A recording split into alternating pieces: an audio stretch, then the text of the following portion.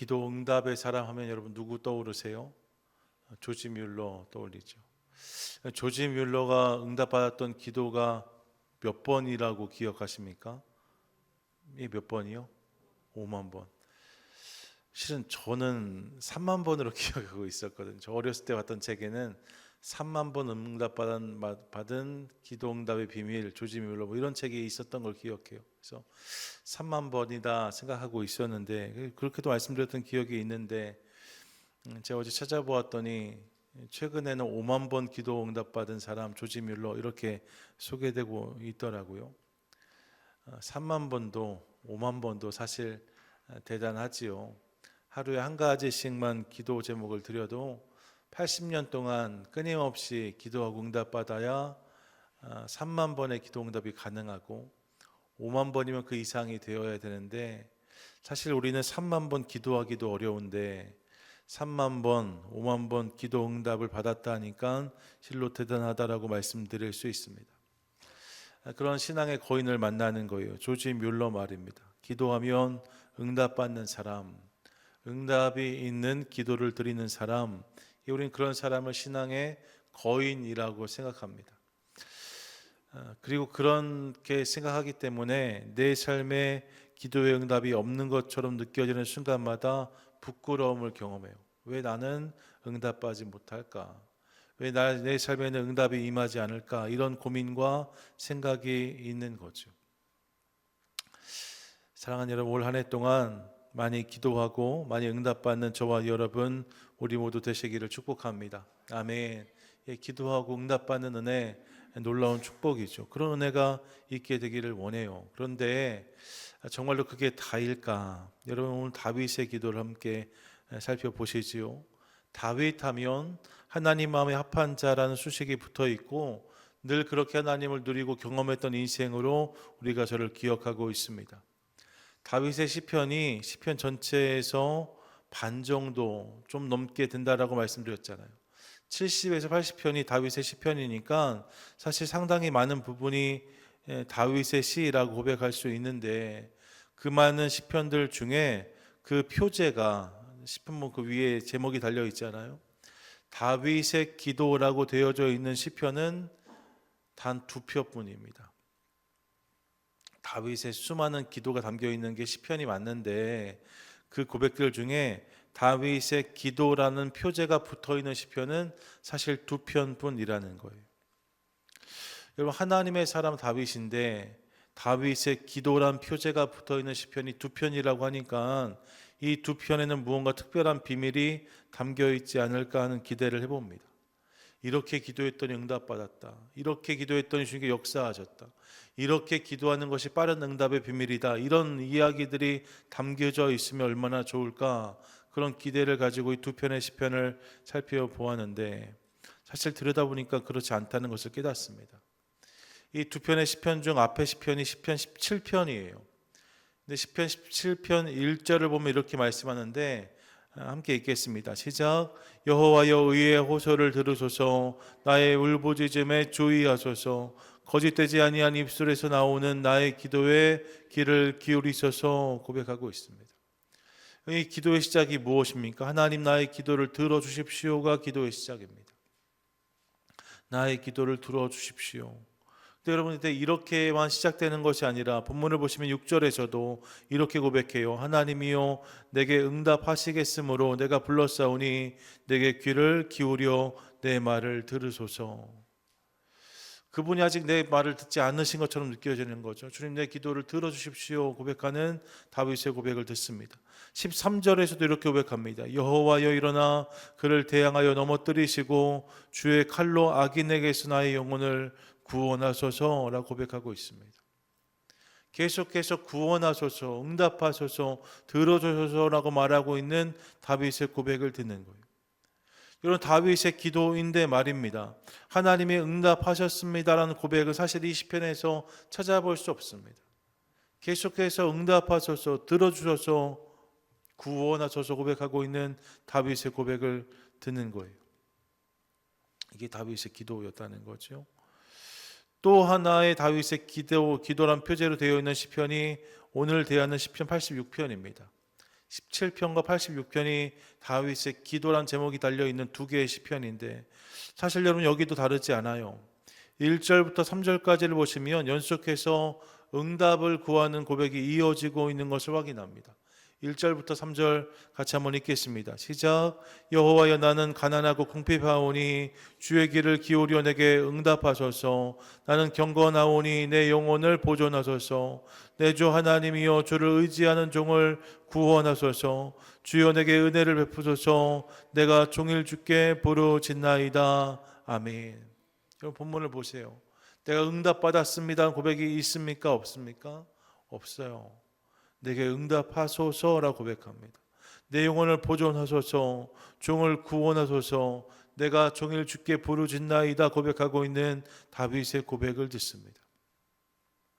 시작만 그런 게 아니에요. 6절에서도 이렇게 말하는데 6절 함께 읽겠습니다.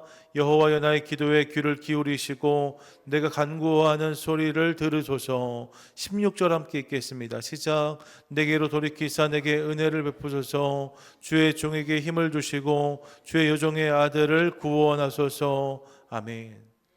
무엇입니까? 거듭해서 이렇게 고백하고 있다는 거예요. 하나님 들어주십시오. 하나님 구원해 주십시오. 하나님 응답해 주십시오. 내 삶 가운데 역사해 주십시오. 고백하고 있는 다윗의 고백을 만납니다. 응답 받았습니다가 아니에요. 여전히 하나님 내 삶 가운데 응답이 필요합니다. 내 기도를 들어주십시오 요청하고 있는 다윗의 고백을 듣는 거죠.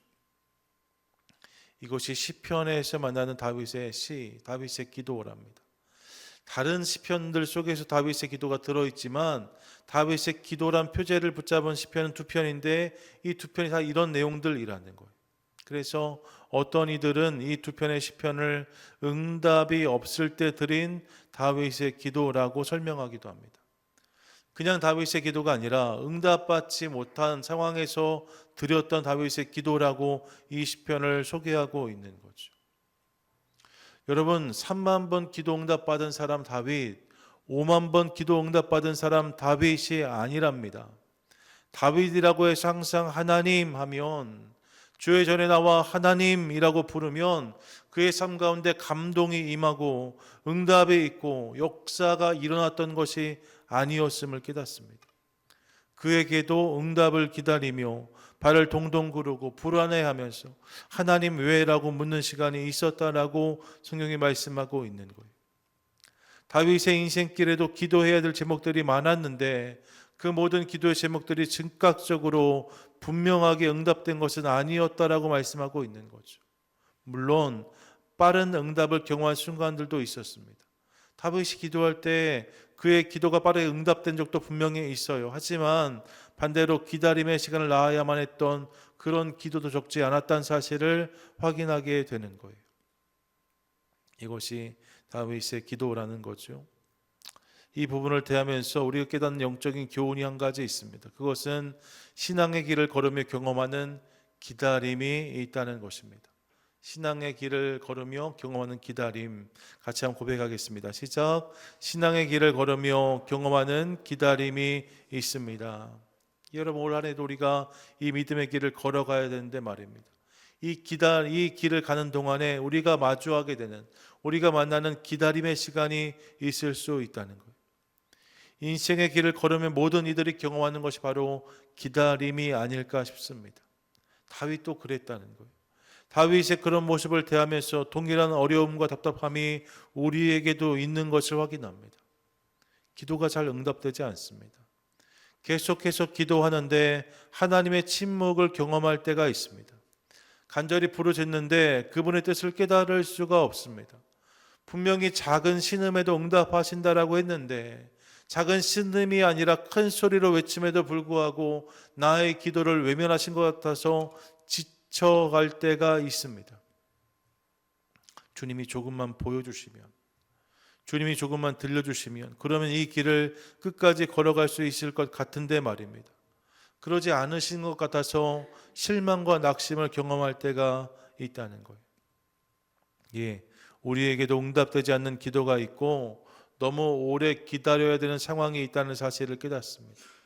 이로 인해 기도가 탄원이 되기도 하고 믿음이 약해지거나 흔들리는 것처럼 느껴지는 모습을 만날 때도 있습니다.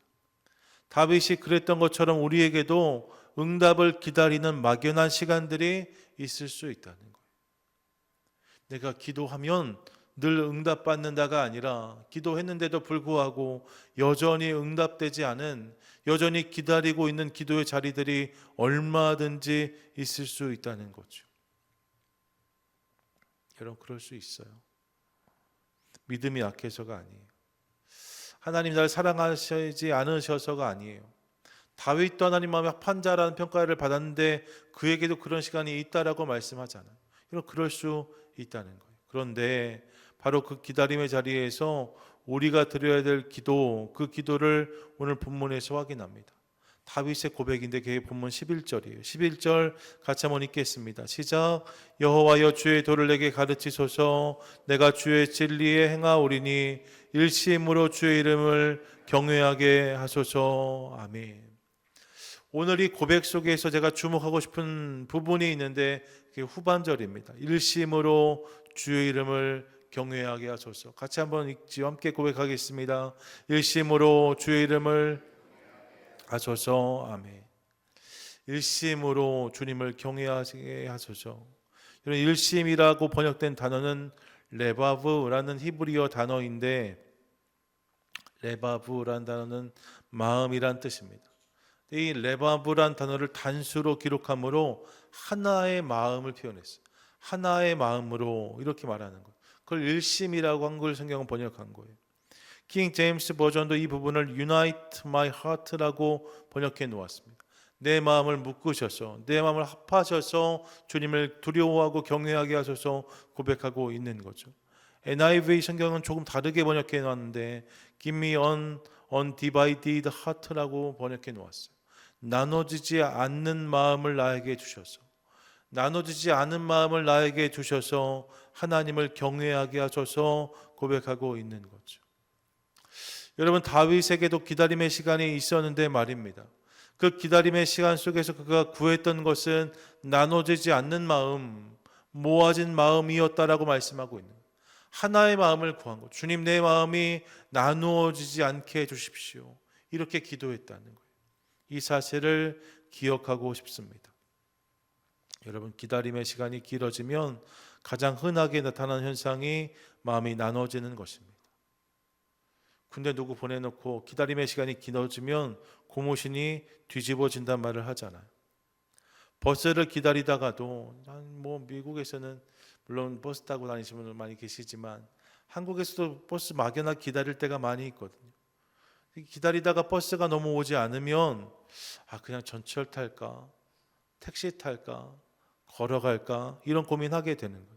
기다림이 길어지면 마음이 자꾸 나눠지는 거죠. 마찬가지로 우리의 영혼도 말입니다. 하나님의 응답이 더뎌지면 세상과 하나님 사이에서, 세상의 지식과 하나님 말씀 사이에서, 세상의 방법과 하나님의 길 사이에서 수도 없이 갈등할 수 있다는 거예요. 기다림의 시간이 길어지면 마음이 나눠질 수 있다는 거죠. 하지만 마음이 나눠지는 순간 우리는 길을 잃을 수밖에 없습니다. 여러분, 같이 한번 기억하세요. 마음이 나눠지면 길을 잃게 됩니다. 함께 읽겠습니다. 시작. 마음이 나눠지면 길을 잃게 됩니다. 길을 잘 걸어가는 게 중요한데 말입니다. 마음이 나눠지면 길을 잃어버리게 되어져 있어요. 마음이 나눠지면 길을 잃습니다. 이스라엘 백성들 모습을 기억해 보세요. 은혜로 연전연승을 거두며 가나안을 정복했는데 이후에 그 땅에서 쓰여진 그들의 역사는 그야말로 혼미한 것이었습니다. 화려한 영광 가운데 가나안 땅에 입성했는데 연전연승을 거두었는데, 그런데 여러분, 그 승리의 땅에서 그들이 경험했던 것은 혼미한 모습이었다는 거예요. 주님을 바라볼 때는 승리할 수 있었는데 가나안에 들어가서 그 땅의 거민들이 섬기는 신들을 보면서 바알도 섬기기 시작하고 아세라도 섬기기 시작하면서 그들 가운데 이런 모습이 있게 되는 것을 보게 되어지는 거죠. 산당도 짓고 엉뚱한 제단으로 쌓아 올리기 시작하면서 그들은 길을 잃게 되어집니다. 하나님만 바라볼 때에는 어려운 길이었지만 그 길을 승리로 가져갈 수 있었어요. 하지만 정작 가나안 땅에 정착해서는 보다 쉬운 길이라고 볼 수도 있는데 그 길에서 헤매고 있는 저들의 모습을 확인하게 되어지는 거죠. 왜 그렇습니까? 마음이 나누어졌기 때문입니다. 마음이 나눠지면 방황할 수밖에 없어요. 마음이 나눠지면 헤맬 수밖에 없어요. 마음을 모아야 합니다. 어렸을 때 돋보기 가지고 놀아본 기억들이 있으실 거예요. 태양이 뜨면, 태양이 이렇게 올라오면 말입니다. 기본적으로 태양빛이 뜨겁지요. 하지만 그 빛을 돋보기로 모아서 하나의 점을 만들면 그 점에서 강렬한 열이 발생하고 불꽃이 일어나는 것을 확인합니다. 까만 종이 하나 펼쳐놓고서 이렇게 돋보기로 초점을 모으면 거기서 불이 일어나잖아요. 우리 신앙도 마찬가지라는 거예요. 우리 마음이 여러 갈래로 나눠져 있으면 역사를 경험할 수 없습니다. 이것도 붙들고 저것도 붙들고 그렇게 다 붙잡으면서 하나님도 붙잡을 때가 아니라, 여러분, 그분의 역사와 그분의 응답은 주님만 바라보는 자에게 임하는 것을 기억하시기 바랍니다. 하나님의 역사와 응답이 누구에게 임하는가? 주님만 바라보고 그분만 붙잡는 자의 삶 가운데 임하게 된다는 거예요. 그래서 다윗은 무엇보다 먼저 내 마음을 하나로 묶어 주소서라고 기도합니다. 내 마음이 나누어지지 않게 하소서 기도하고 있는 그의 고백을 듣는 거예요. 그래야 길을 잃지 않을 수 있다는 것을 그가 알았기 때문에, 그래야 방황하지 않는다는 것을 그가 알았기 때문에 기다림의 시간 속에서 나눠지지 않는 마음을 구하고 있는 그의 고백을 듣는 거죠. 응답이 없는 기다림의 시간 동안 말입니다. 사단이 하는 가장 큰 공격은 우리의 마음을 흩어놓는 것입니다. 의심으로부터 시작해서 불신에 이르기까지 사단은 우리 마음을 마구 흔들고 나눠지게 합니다. 그러므로 마음을 지킴으로, 마음을 모음으로 올 한 해 길을 잃지 않는 저와 여러분, 우리 모두가 되시기를 축복합니다. 여러분, 기도 응답이 늦어져서, 기다림의 시간이 길어져서 길을 잃은 것처럼 느끼는 순간마다 더욱 마음을 모으시기 바라요. 마음을 모아야 길을 잃어버리지 않을 수 있어요. 더불어 길을 잃지 않기 위해 한 해 동안 방향을 잘 붙잡는 우리가 되기를 또한 원합니다. 같이 한번 고백하겠습니다. 시작. 한 마음 한 방향의 사람이 되어야 합니다. 아멘. 여러분, 마음을 모아야 길을 잃지 않을 수 있어요. 그리고 여러분, 그 길을 계속 그렇게 걸어가기 위해서 꼭 필요한 것이 있다면 그것은 방향입니다. 방향과 목적이 분명하면 사실 망설이거나 갈등하지 않을 수 있어요. 내가 어디로 가는지가 분명하면 갈림길을 만날 때마다 우리의 선택은 분명해집니다. 내가 어디로 가겠다는 그 방향이 분명하면 갈림길을 만날 때마다 그 선택의 기준은 명확해지는 거예요. 그 방향이냐 아니냐가 중요한 거죠. 그런데 여러분, 목적지가 분명하지 않으면, 방향이 분명하지 않으면 갈래길을 만날 때마다 우리는 방황할 수밖에 없습니다. 이것도 좋아 보이고 저것도 좋아 보니까 말입니다. 무엇을 선택해야 될지 항상 망설이게 되는 거예요. 왜요? 방향이 명확하지 않기 때문에. 유진 피터슨의 책 한 길 가는 순례자에서 그는 그리스도인의 삶을 한 방향으로의 오랜 순종이라고 정의합니다. 그리스도의 삶이 무엇인가? 그것은 한 방향을 향한 오랜 순종이라는, 그 방향을 향해서 걸어가는 삶, 이것이 그리스도의 삶이라는 거죠. 그러면서 그는 이렇게 말합니다. 오늘날 많은 그리스도인들은 순례자가 아니라 관광객으로 살고 있다. 관광객은 재미를 찾아다니지만 순례자는 목적지를 향해 걷는 사람이다 라고 말해요. 관광객은 여기도 둘러보고 저기도 둘러볼 수 있는 사람이지만 순례자는 정해진 목적지를 향해서 계속 걸어가는 사람들이고, 성도의 모습이 이와 같아야 된다라고 말씀하고 있는 거죠. 여러분, 방향을 잃지 않는 것이 중요합니다. 나눠지지 않은 하나의 마음으로 하나의 방향을 붙잡는 것이 중요해요. 그래야 이 길을 끝까지 걸어갈 수 있고 결국 응답을 경험하게 될 것입니다. 그래서 여러분, 주의 길을 내게 가르치소서 고백하는데, 주의 길을 가르쳐 달라는 기도는 빨리 가게 해달라는 속도의 기도가 아닙니다. 주의 길을 가르쳐 달라는 기도는 어떤 유혹에도 흔들리지 않고 주님을 향해 걸어갈 수 있는 은혜를 부어달라는 방향의 기도입니다. 빨리 가게 해주십시오가 아니에요. 주님 옳은 방향을 주십시오. 그 방향으로 걷게 해주십시오. 기도하는 것이 바로 이 기도인 거죠. 이 사실을 기억하며 올 한 해 주님이 내 삶의 진정한 방향이 되시는 그런 은혜를 누리는 저와 여러분 우리 모두가 되시기를 축복합니다. 아멘. 방향이 맞으면 결국 그곳에 가게 되어지는 거예요. 더딜 수 있어요. 하지만 이 방향을 놓치지 않으면 결국 그곳에 갈 수 있는 거죠. 뭐로 가도 서울만 가면 된다. 여러분 그렇지 않습니다. 서울로 가야 서울에 도착하는 거예요. 뭐로 가면 대전도 가고 대구도 가고 광주도 가고 부산도 가고 하는 거잖아요. 뭐로 가면 서울로 못 갑니다. 서울을 향해 가야 서울에 도착할 수 있는 거죠. 올 한 해 이 마음으로 하나님을 구하고 그분을 누리는 우리 모두가 될 수 있기를 간절히 소원합니다. 여러분 이렇게 나눠지지 않는 마음을 구하며 그 마음으로 한 방향을 붙잡을 때 그럼 어떤 은혜를 누리는가? 이게 본문 12절과 13절이에요. 같이 한번 읽습니다. 시작. 주 나의 하나님이여 내가 전심으로 주를 찬송하고 영원토록 주의 이름의 영광을 돌리오리니 이는 내게 향하신 주의 인자하심이 크사 내 영혼을 깊은 수월에서 건지셨음이니이다. 아멘. 이런 본문을 보세요. 아직 응답이 임하지 않은 자리입니다. 여전히 다윗은 기다림의 자리에 서 있습니다. 그런데 거기에서 그가 무엇이라 고백하고 있습니까? 전심의 찬양을 올려드린다라고 고백합니다. 그가 마음을 나누지 아니하였더니 말입니다. 한 마음으로 하나의 방향을 붙잡았더니 그의 삶 가운데 찬양이 터져나오기 시작하는 거예요. 응답받아서가 아니에요. 하나님이 보이기 때문에 그분을 바라보기 때문에 들을 수 있는 찬양이 울려 퍼지고 있는 것을 보는 거죠. 또 하나님의 인자하심을 경험한다라고 고백합니다.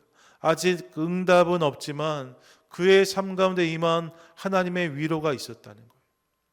여러분 응답이 더뎌질 때에 하나님 주시는 위로가 있습니다. 그 위로를 통해 주님은 끝까지 그 길을 견디게 하세요. 이를 통해 나를 스올에서 건지시는 구원의 하나님을 고백하고 있는 다윗을 만납니다. 동일한 은혜를 구해요.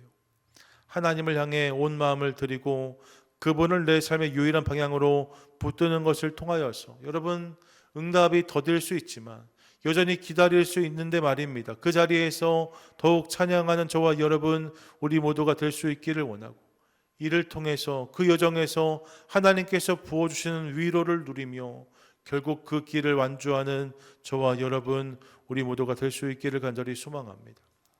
주의 길을 내게 가르치소서라는 고백은 주님만이 내 길을 아신다는 한 마음의 고백이고 그 길이 내 삶의 방향이라는 결단의 고백입니다. 이 고백과 이 결단을 붙잡음으로 올 한 해 주님과 함께 이 길을 잘 걸어가는 저와 여러분 될 수 있기를 소망하고 한 마음과 한 마음을 붙잡는 것을 통하여서 길을 잃고 방황하는 것이 아니라 여러분 여전히 어려울 수 있지만 그 길을 잘 걸어감으로 결국 주님께서 허락하신 목적지에 도착하는 감격이 있는 저와 여러분 우리 모두의 한 해 되시기를 주님의 이름으로 간절히 축원드립니다. 아멘.